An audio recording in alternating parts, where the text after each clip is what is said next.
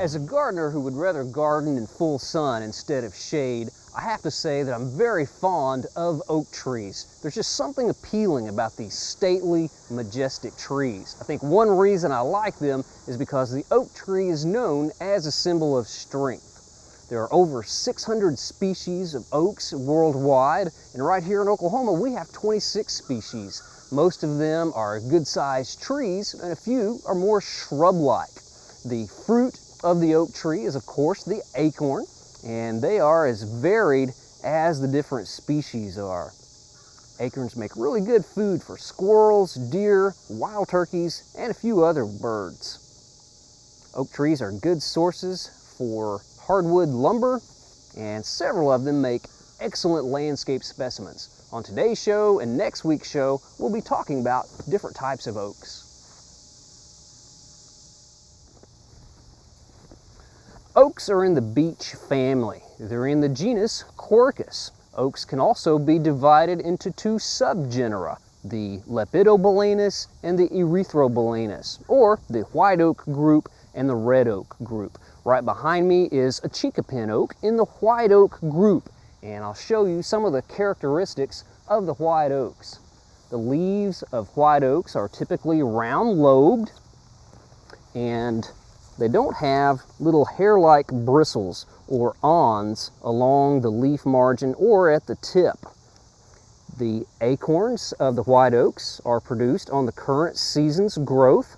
You can see a developing acorn right here on this chinkapin oak. And since it's right out here at the end of the branch, we know that it is developing on this year's growth. The bark or the trunk of white oaks is a light color, and it's usually flaky, like we can see here with the chinkapin oak. Now in my hand I've got a more typical specimen of a white oak. This is the true white oak, or Quercus alba, from eastern Oklahoma. It's also native to the eastern part of the United States and is actually the state tree of Connecticut. But you can see the rounded lobes. There are no little prickles or bristles or awns, any hair-like appendages on the edge of the leaf, and you can also see there are some new acorns developing on this new growth. The wood of the white oak group is somewhat rot resistant, and it's unique in that the pores of the wood are plugged with a material known as tylose, so they're waterproof.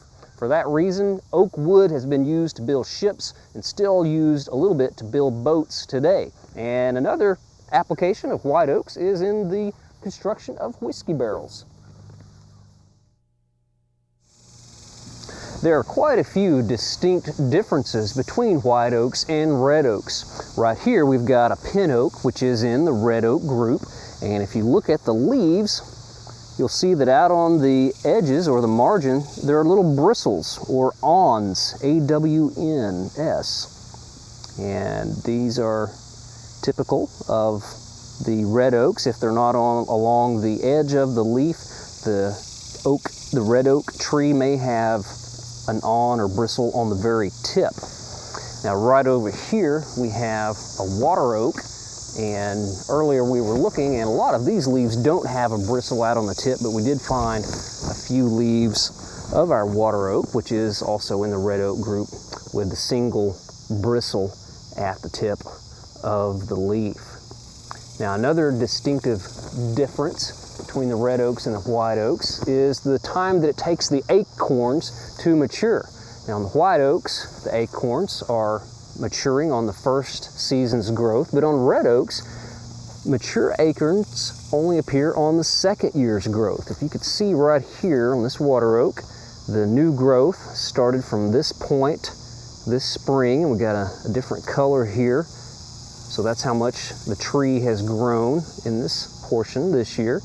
But that's this year's growth, and you can see some fertilized fruiting structures right here that are going to develop into next year's acorns. Well, right back here on last year's growth, this part of the little twig or branch, you can see those mature acorns developing on last year's growth. White oaks will hybridize freely with other white oaks, and red oaks will hybridize freely with other red oaks, but because red oak acorns and white oak acorns don't mature at the same time, you don't get any hybridization between white oaks and red oaks. Another difference between these two groups of oaks is the bark.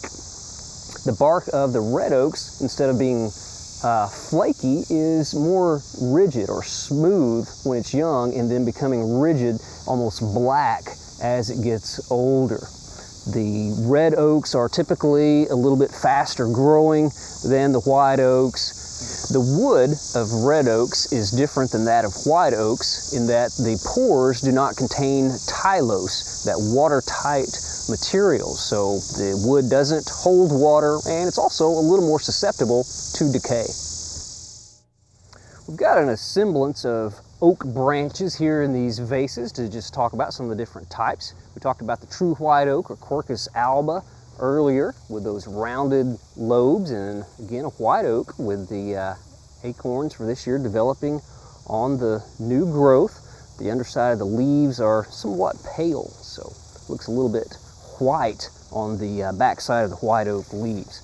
Another white oak is this one. This is the English oak, and over in England it's known as the common oak, but it is a white oak. It's got a very short petiole or leaf stem. You can see there the leaf is almost directly attached to the stem. Interesting thing about the English oak is the way the acorns dangle on these long peduncles. The acorns themselves are unique in that they're very elongated. That is the English oak. Another white oak. Right back here is a white oak that was last year's Oklahoma proven tree. This is the bur oak, has the largest acorns of any of the oaks. Got these large leaves, again, no bristles or awns around the edge. Those frilly burrs on the cap of the acorn give it the name bur oak. A wonderful tree, good tough tree for the Oklahoma landscape.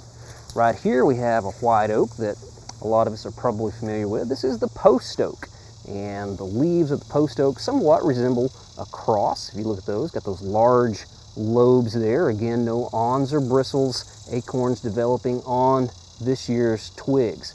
Now the post oak, along with a red oak known as the blackjack oak, are sometimes found growing, or a lot of the times actually, found growing side by side in the central part of Oklahoma, where they alternate with patches of tall grass prairie, and this mosaic of vegetation is known as the cross timbers, sort of a transition between the eastern deciduous forests and the Great Plains. The last oak I want to show you is a willow oak. Doesn't look like your typical oak. Got these long narrow leaves, and it is a red oak. It's got a single bristle or awn out at the tip of the leaf. Sometimes if you bring the willow oak into central and western Oklahoma, it has a little bit of problem with our high pH soils and will turn a little bit yellow.